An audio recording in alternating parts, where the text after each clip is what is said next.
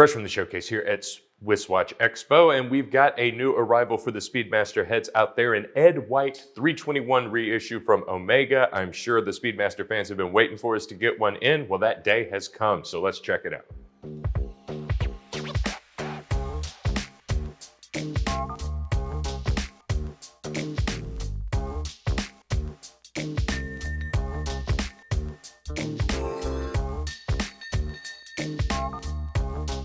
So what we have here today is what is colloquially referred to as the Ed White Speedmaster. This is a special edition version of the Speedmaster that I'm not really sure if people were anticipating arriving, but it's really unique. It's a throwback to even the pre-moon Speedmasters when NASA first started getting involved with the Speedy. And it is a beautiful watch, a beautiful update of something that I'm sure Speedmaster heads have at least definitely salivated over pictures of online. There's a lot of really fascinating things about this watch, but of course, at first glance, you could tell this is definitely a moon watch, or should say a Speedmaster professional. The basis of this watch is off of a 1965 model that I believe they actually wore during the first space flight, hence the name Ed White, named after one of the Apollo 1 astronauts. This does have the famous step dial, and as you could easily recognize, based on the movement that this is based off of, it's got the subdials at 3, 6, and 9. It's got the step dial, a bit of a photina on the outside here to definitely give it that classic speedy look, but some really bright white hands that make this a super legible professional piece. The one really striking difference, and I will admit that my knowledge of the super vintage Speedmasters did not go that deep, is that this is a much, much smaller case than I was anticipating.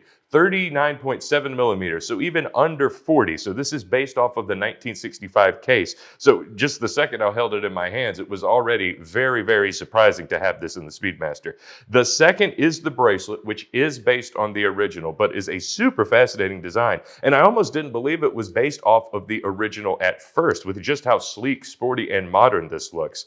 Another thing, the shape of it, it does take from the 65. Also, kind of a unique finish. I don't see a lot of sport watches with a super high polish outer link with a brushed inner link, which is also much wider than the outers. I also wanted to sort of hold up the 2021 model of the redesigned Speedmaster clasp to sort of give you just an idea of just how jarringly different it was to have two Speedmasters from this generation with such wildly different bracelets. You could see not much of a polished surface on here at all. I know this bracelet is a bit controversial among Speedmaster heads. They're both really, really, really unique. And crazy that I haven't seen a lot of these across the Speedmaster line before. But this is definitely a special edition type of bracelet. And unlike a lot of other things I've seen in the sport watch chronograph line in general.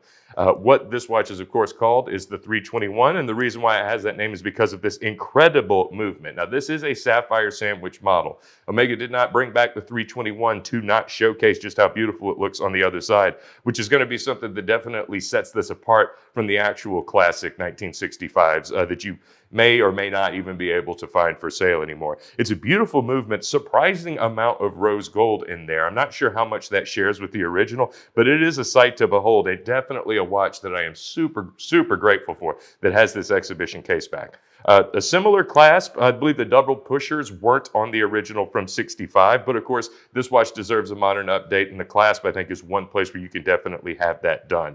Again, at a 40 millimeter Speedmaster, this is definitely going to be the smaller one of the two. So if you're one of the people who perhaps find the Professional to be a bit too large for you, but you still love the Moonwatch and love the shape of the Speedmaster Professional, this has definitely got to be one that you consider. And if you've already got a Moonwatch collection and you're looking for that reissue to really sort of scratch that itch of the classic pre-Moonwatch, this is the one. It's got so many things that the original has that, vintage collectors absolutely love. But with just the right amount of modern updates, particularly the sapphire crystal, I love the durability that comes with that, as well as a ceramic bezel.